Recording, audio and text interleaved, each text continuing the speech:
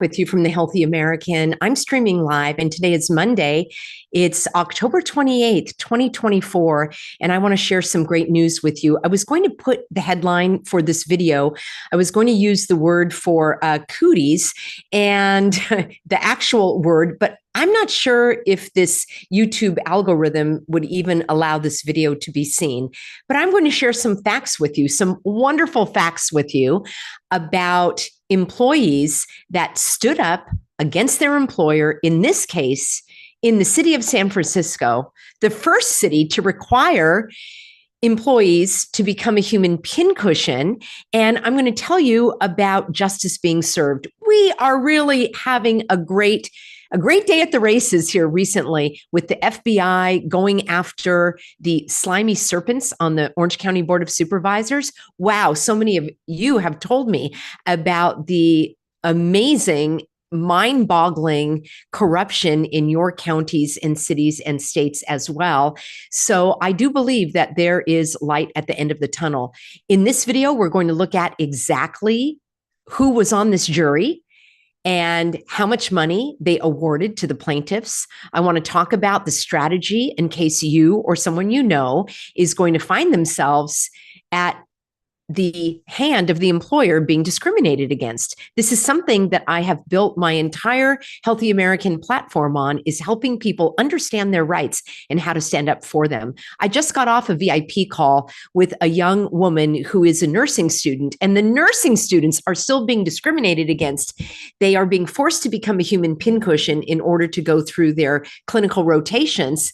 However, Peggy to the rescue, and the Healthy American is helping them stand up for their rights and stay in their nursing school without becoming a human pincushion. We just heard the other day from some of our immigration clients who now are legal immigrants without becoming human pincushions.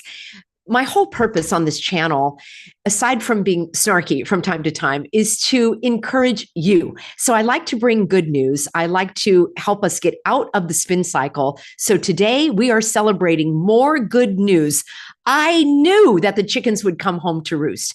I knew that in the early days of all of this overwhelming, outlandish, unthinkable, egregious discrimination that was just brazenly being inflicted upon people at the workplace, I'm looking around going, where are all the attorneys? The attorneys are going to come out of the woodwork now because of these multi-million-dollar awards. So we're going to talk about that. Speaking of dollars, let's thank the sponsor of our show today. And we are going over to noblegoldinvestments.com. This is a longtime sponsor of the show. In fact, I'm going to be interviewing the CEO later this week. So I hope that you will stay tuned. He always has interesting insights about money and gold and the economy and the election. We'll be talking about that.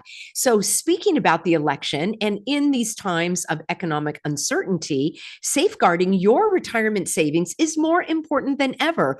Gold, yes, is a trusted source of value, providing stability for centuries through countless market cycles. With a gold IRA from Noble Gold Investments, you can protect your financial future with the enduring power of precious metals. Do not let this election volatility erode your hard-earned nest egg. I want you to vote for the timeless safety of gold and silver in 2024, and you can get up to 10 of these solid 1-ounce Donald J. Trump coins. And if you prefer not to opt for the Trump coins, you can get this solid 10-ounce bar of silver, the American flag bar, with your qualifying account. I want you to give them a call. Here's the number. It's 877-646-5347. If you've been listening to my program for some time, you've heard this message before. This is your reminder to give them a call. They'll let you know all the ins and outs of getting started. Of course, there's always a risk of investment. There's no guarantee of any kind, but click through at the description box to go to noblegoldinvestments.com and get all of your questions answered by the experts. Friends, we are going to celebrate this multi-million-dollar award from BART. Do you know what BART is? If you live in San Francisco, or if you have traveled to San Francisco, chances are you have either been on this public transport or you've heard of it. Bay Area Rapid Transit, BART. And many people use this to go to work and get around the city. I personally have not spent a lot of time in San Francisco. I might have been there 2, 3, maybe 5 times in my lifetime, and not at all as a full-fledged adult. I'll just put it that way. Unlike many, for me, the city holds no allure. Many people love the city by the bay. I don't, to each his own, but I will tell you that San Francisco was probably the most shut down area in all of California. About a week or so ago, I brought a video to you about all of these San Francisco Bay Area counties surrounding San Francisco are implementing the suffocation devices again. Yes, that's exactly what they're doing. So let me take you on a little backstory in terms of what happened here. And I will have a link for you. Actually, I have an entire Substack for you that I will publish the day following the airing of this video. And take a look. Here are some more pictures. So this is a huge operation. And that also figures into the story of absolute, stunning, egregious discrimination, which is so blatant. I'll give you the punchline. In San Francisco, probably the most pin-cushioned area in all of California. Think about it. This went to trial. There was a jury. The jury consisted of fully vaccinated, completely vaccinated individuals. They were the ones sitting on this case, determining whether or not these employees experienced religious discrimination. If you've been watching this channel, you know it's very simple to invoke your religious exemption. You're not asking for an exemption. You are informing your employer that you are exempt from any practice, tasks, protocols, any policies that impede or hinder or conflict with your religious beliefs. The good news is you don't have to be religious.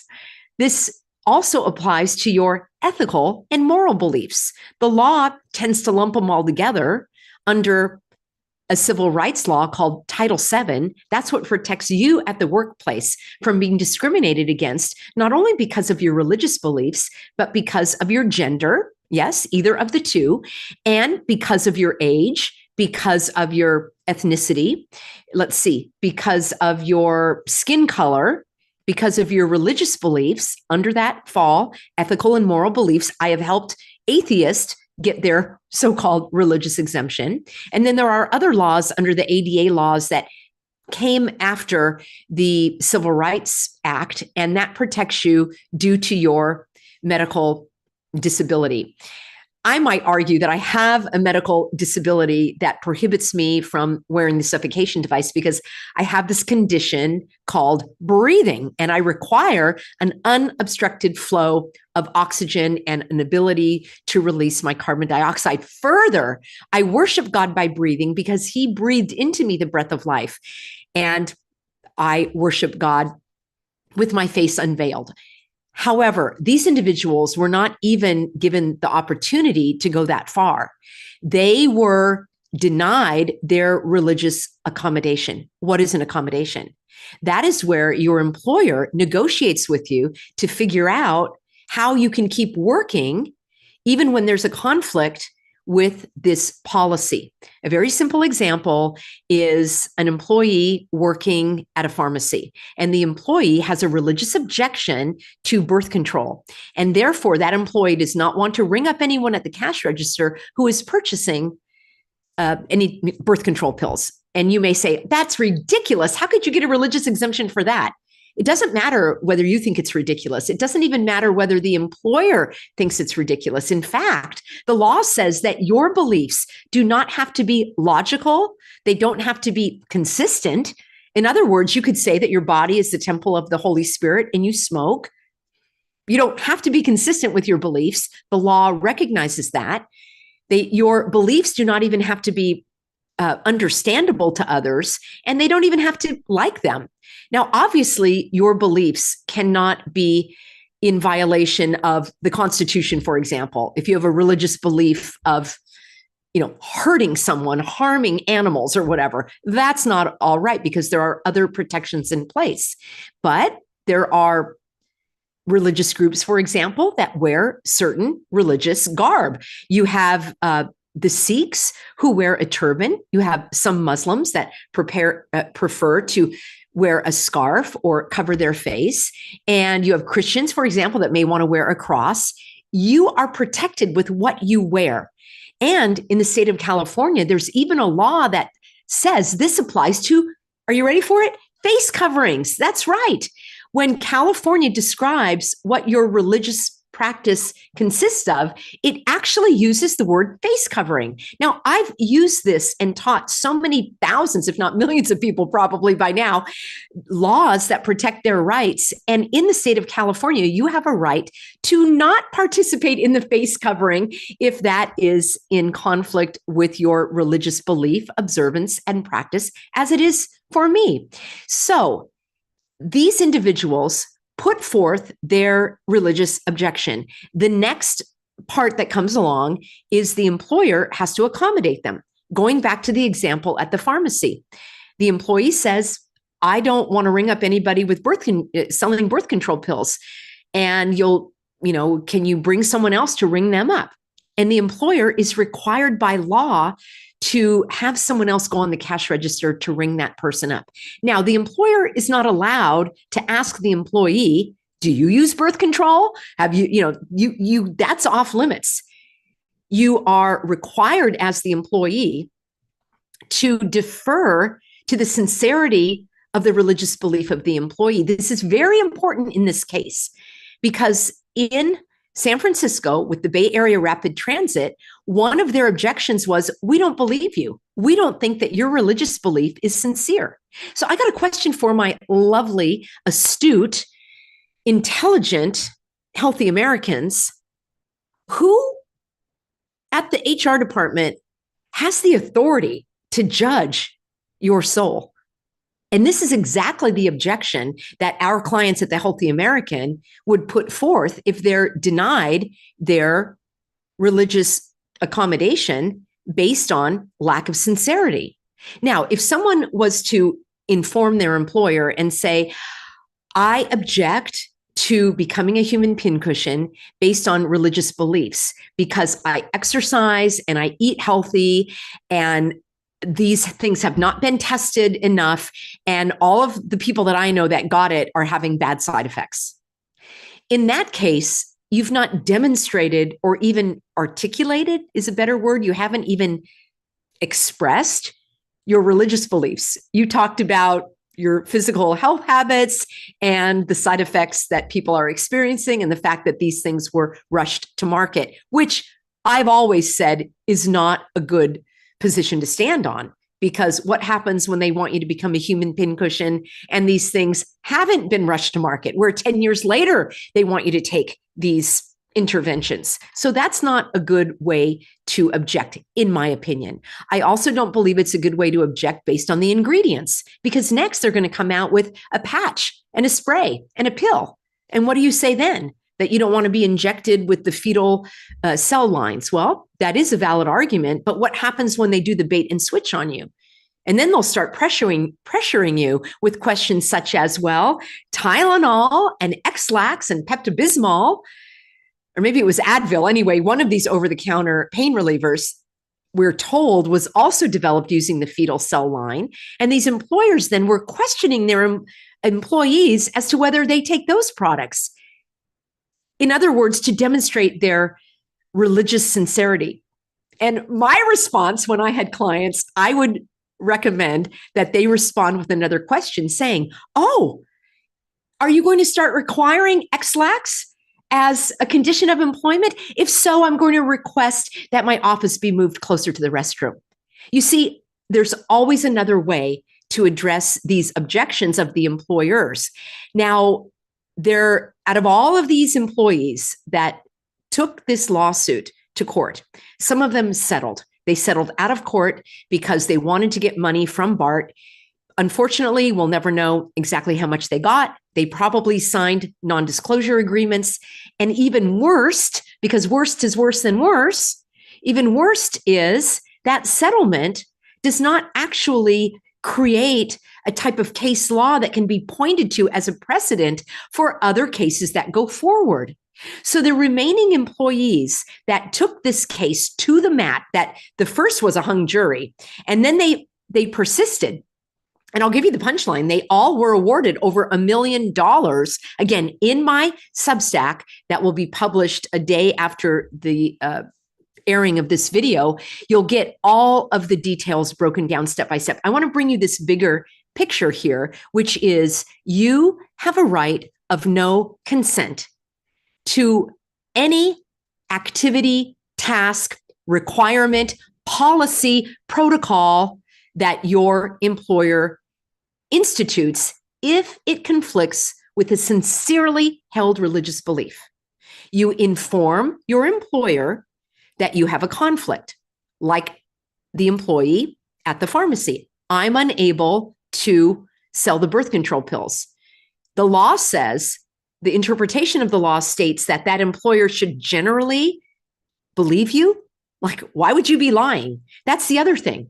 If I were the attorney on this case, and I don't know if they argued this, but this is exactly what I would argue, Your Honor, and members of the jury, this employee worked at BART for, I'm just going to use an example, 20 years as a trusted employee in a position of responsibility, has never had any disciplinary action, has been an exemplary employee for 20 years, getting promotions and raises over the course of this employment situation. And now suddenly the employer doubts his sincerity. Suddenly, after 20 years or 2 years or 2 months on the job, the employer doesn't trust the employee to tell the truth. That would be my argument. And that's how you poke holes in the employer's flimsy, slimy, despicable attempts of trying to require their employees to become human pincushions. So let's review a little bit. The employer, in this case, said, "We don't believe you." What do you mean you don't believe me? How do I prove the sincerity of my faith? That's like asking a homosexual to prove his sexual status. It doesn't even make sense. And further, that employee is protected by law under the gender discrimination, sexual discrimination. Could you imagine, especially in San Francisco, if John was hired and 2 weeks later shows up as Joan with a wig and clothing and makeup and everything trying to present as a female? Could you imagine if the employee said, "I don't think you're sincere. Prove it. I want affidavits from your doctor and your clergy and 3 people who know you because I don't believe you." Could you imagine? That would probably be in the hundreds of millions of dollars because that is untouchable. But for a person of faith to be persecuted for their beliefs, it's ridiculous. The only thing you need to do is say, "I prayed about this and God directed me not to do it. God is objecting to me participating. You don't believe me? Take it up with God." And friends, I'm not being snarky. That is exactly one of the strategies and expressions that our clients have used successfully. No one has a right to judge your soul. Further, I've gone as far as requesting who's on this committee. Who are these people that are judging me? I want their names, and I want to know how they were appointed. I want to know who appointed them, and I want to know what training these individuals have gotten in Title VII so that I can be assured that they actually are qualified to accommodate my God-given, federally protected exemption. I want to know who these people are. And further, I want a statement of faith from each one of these individuals on the panel so that I can be assured that I am not suffering from anti-Christian sentiment or anti-Buddhist sentiment or anti-Muslim sentiment or anti-Jewish sentiment. I want to know their statement of faith. You're asking me to express the state of my soul, which is not something that can be easily expressed with words. Can you express the depth of your love for a loved one? I come up at a loss of words. I can't adequately express the indescribable, unique bonds of love that I have with my loved ones. And then you're going to tell me you don't believe me? You are telling me that you doubt my sincerity? You guys, I know, Monday Night Rant, this is exactly what's been going on in countless woke places, as I call it, not just in San Francisco, not just in California, all over the United States. And I am grateful that I am in the position to help people fight this. So one of the plaintiffs did go through my program, was not a personal VIP client, but did go through all of the education. And I hope that this set the individual up for a strong position going forward in the case. So some people settled, some people didn't. Those who didn't, in fact, let me just give you a real brief, there's one more thing I want to do before I do that for you. I want to finish this little educational section of the video. It's very simple. You declare and invoke and inform your employer that you are exempt. It's no different than you informing your employer that you can't come to work on Tuesday because you have to go to the dentist. Are you just not going to show up? No, you're going to inform your employer. So all y'all who stumbled across the channel and are saying, I don't have to tell my employer nothing. Well, you're not going to be a very good employee then if you don't inform your employer. You inform your employer. And I agree. I don't think these should be policies that apply to anyone. But the fact is, the employers have them, so you are going to inform them of your exemption. That's it. Step two, they accommodate you. That's the accommodation. Now, the reason this is so important is because BART, this Bay Area Rapid Transit in San Francisco, arguably the highly pincushioned city in all of California, here's what they had the gall to do and say to their employees. Oh, yes, we approve your exemption. Absolutely, you are approved. 100% your exemption to the Cooties cocktail is approved and acknowledged and accepted. Oh, unfortunately, we can't accommodate you. It's stupid. They should run for the board of stupid advisors. They thought they could get away with that. See, this is where the sweet justice comes in. And they couldn't get away with it because there were individuals that were willing to go to the mat. This is going on for years, my friends. And it's illegal not to accommodate your employee. What's an accommodation? It's an alternate position or form of working whereby your employee doesn't have to violate their religious belief.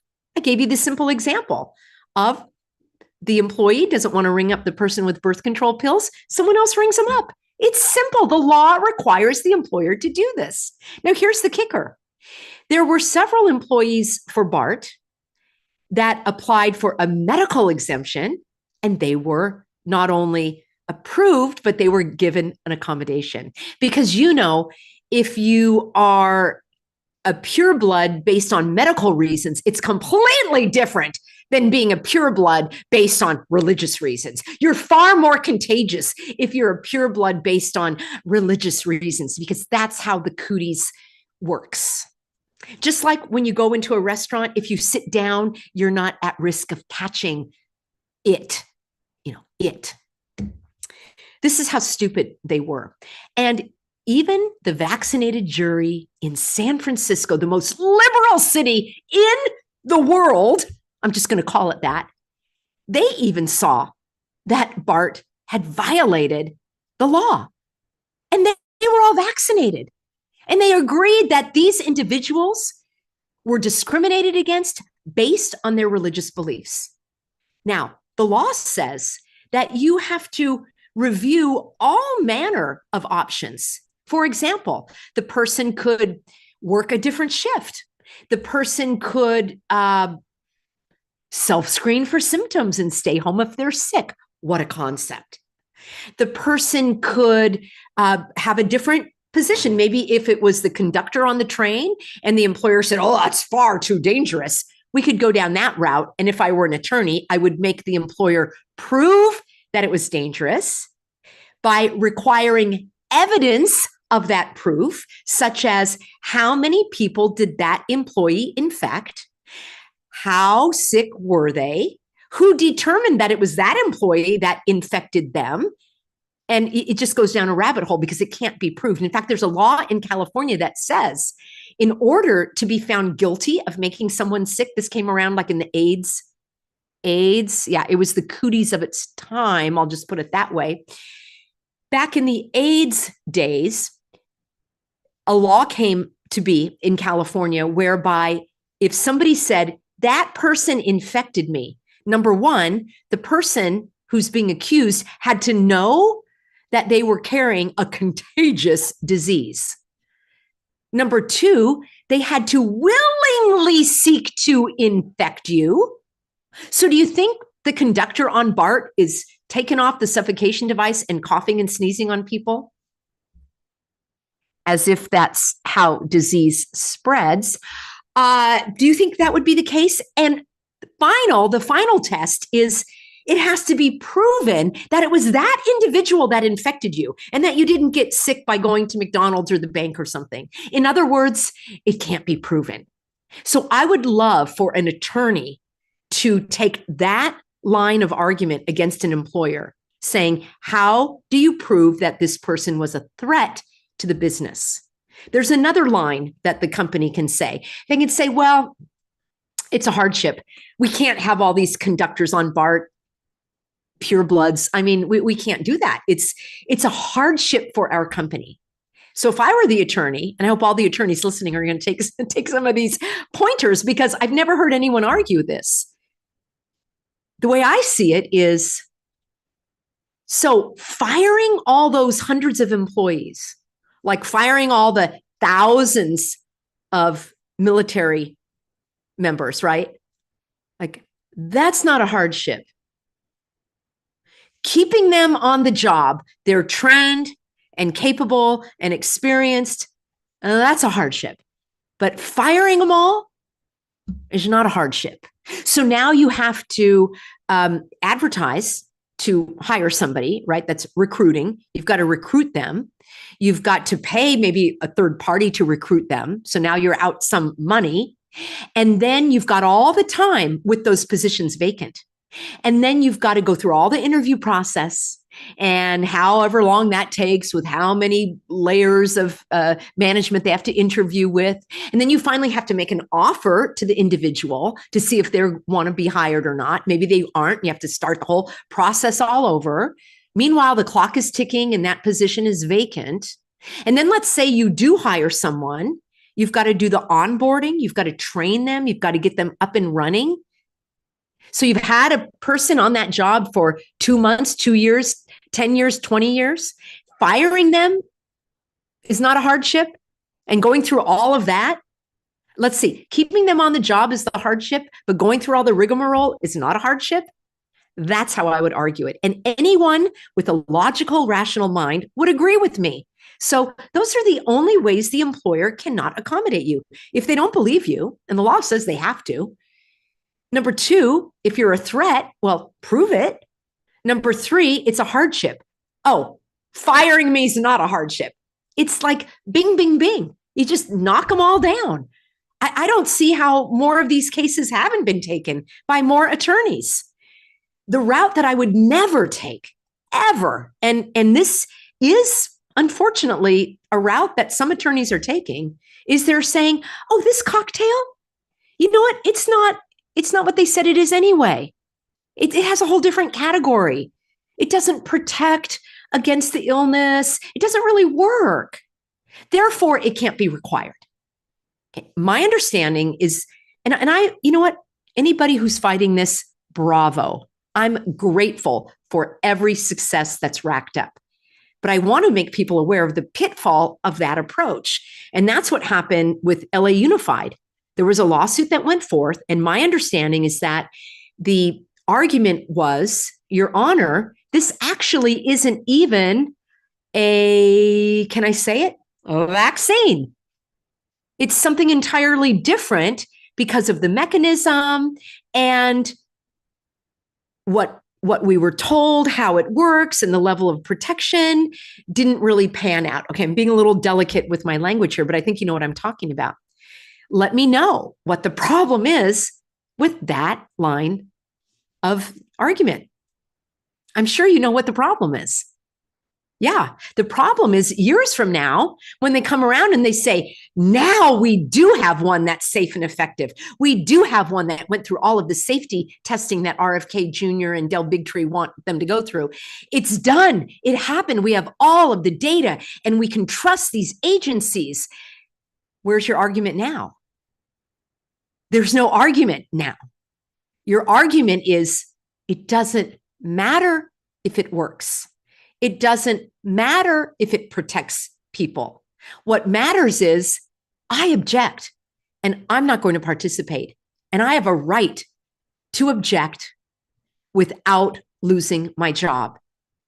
And there are several laws that protect you. There are state laws, there are federal laws, there are all manner of fair housing and employment laws at the federal and state level. I've been speaking and teaching about these for years. So let's do this. I'm just going to summarize now that we know that you have a right to not participate in any protocol, policy, requirement of your employer that conflicts with your sincerely held religious belief, and you must be accommodated unless they literally cannot accommodate you. For example, you're a Muslim and you go to work for a sandwich shop and you get hired and you tell your employer, I can't work on Friday afternoons because I go to the mosque and pray. So I'll work all the other days. And the employer says, we just changed our hours. We're only open Friday afternoons. It's the only time the sandwich shop is open. I can't accommodate you. I think a judge and a jury would agree that that employer, short of opening up on other hours, other days, cannot accommodate that employee. I'm trying to use a very simple example right off the top of my head, because in most cases, you can be accommodated. That's what I work on day in, day out. I've got VIP clients. If you're interested, go to thehealthyamerican.org and click on religious exemptions, and you'll see exactly what we have, not only for employees, but also if you need that for any kind of medical treatment that you're undergoing, if you need that as a student, for example, in nursing school. And we highly specialize in legal immigrants getting their green card and their citizenship without becoming a human pincushion. We've got several of those success stories flooding in on an ongoing basis. So let's celebrate these BART workers who were told, get the jab, or you lose your job. And I'll share this with you. And then again, I've got an entire deep dive on my Substack, peggyhall.substack.com. This is called Transit Talent. And I wanted to read to you from this story because it just came out a couple of days ago. You'll see the headline, 6 ex-BART workers get over $1 million each after jury said they were denied their exemptions. Now, I just think this is fantastic and fabulous. And so I will just hit a couple of the highlights here. And the Bay Area Rapid Transit District must pay $7.8 million to 6 former employees after a jury of completely vaccinated jurors found that BART discriminated against the workers who sought their religious exemptions to the cocktail requirement. This started in 2021. The agency's board of directors required all employees to become human pincushions at the risk of being fired. The workers sued the following year, so that was 2022. Here we are 2 years later. They filed a lawsuit with the Pacific Justice Institute, a conservative legal nonprofit. Now, a little bit of a side note here. In the early days with all of the suffocation devices and so forth, I got in touch with the Pacific Justice Institute because I had heard a lot of advertisements prior to all of the cooties hogwash, where they were talking about helping people with their, religious discrimination and so forth. And I had a back and forth with one of the attorneys, and Pacific Justice Institute is a nonprofit organization that will hire attorneys to take on these cases. And it was very difficult, even for PJI, as it's called, to find attorneys in the early days who would even take on the masking cases and so forth. And I remember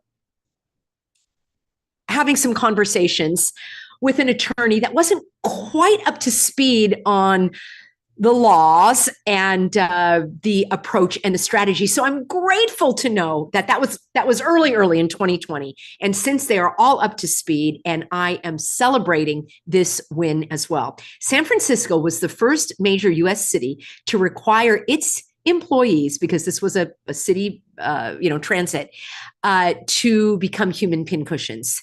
So the jury awarded over $1 million in damages to each of the former employees. And I've got it here exactly. So Raymond Lockett got $1.5 million. Ryan Rivera got 1.1. Tanya Lewis Williams got 1.3. This is all public record. Bradford Mitchell got 1.1. Rosalind Parker got 1.2. And CZ Sun got $1.3 million. Now, the beautiful thing about this, friends, is some of that was for their back pay because they were wrongfully terminated. That's no different for you being terminated because of your sexual preferences, because of your age, because of your skin color, or let's say that you had AIDS. They can't terminate you because of that. So they got this award based on their back pay, based on future pay and pensions and sick time and vacation time. And they also got punitive damages. Well, actually, they got damages for their own emotional suffering.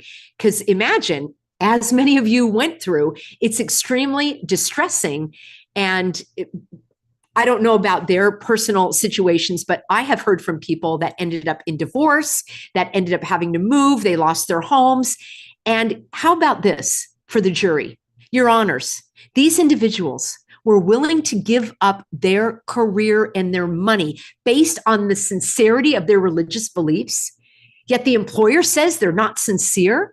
What is a more powerful way of demonstrating their sincerity than willing to lose their job for their religious convictions?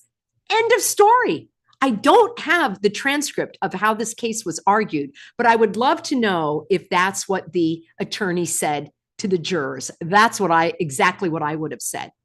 So BART said that it was an undue hardship to keep these employees, but you kept the employees that had medical exemptions.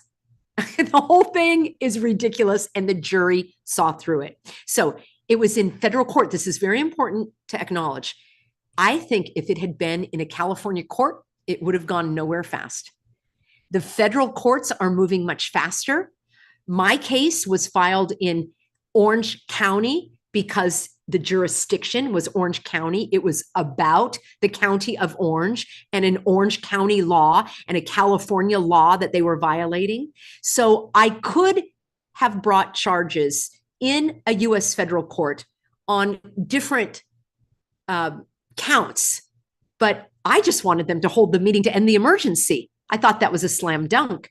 And of course it wasn't, because in my case, one of the individuals I was suing that now has been apprehended by the FBI and has pled guilty to felony charges, his wife was the number 2 presiding judge in the criminal courts in Orange County. So yeah, that was going nowhere fast. I applaud this. This is the U.S. District Judge William Alsup. He presided over the case. He ruled that BART's policies,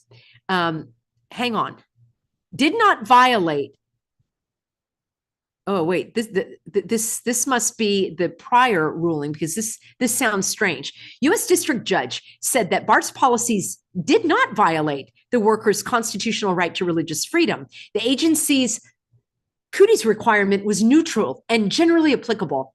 That's like saying everyone has to take the stairs, including those in a wheelchair. Well, we're asking everyone to do it. That's the very nature of discrimination, is that not everyone can do it. So this judge, I don't understand. This was back in March. As I said, this was the second time this went to court. But he did say that the workers who were denied the religious exemptions could prove that their accommodation policies were unreasonable and they violated federal civil rights laws. And that's exactly what happened.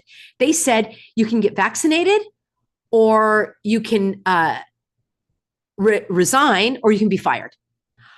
That's like perfect choices. Door number one, door number two, or door number three. Absolutely ridiculous. Now, BART has no comment on this case.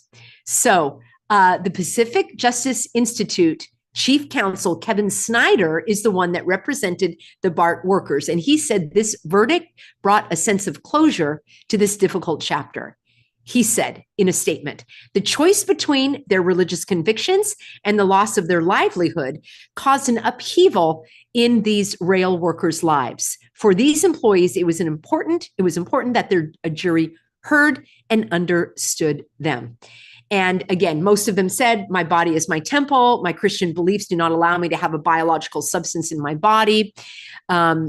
I cannot take any product that takes its origin in abortion. One other person said, all of these are valid. Again, the employer is to err on the side of trusting and believing the sincerity of the employee's belief. So there we have it, friends. I just think this is fantastic. I would love for you to read my detailed coverage on this.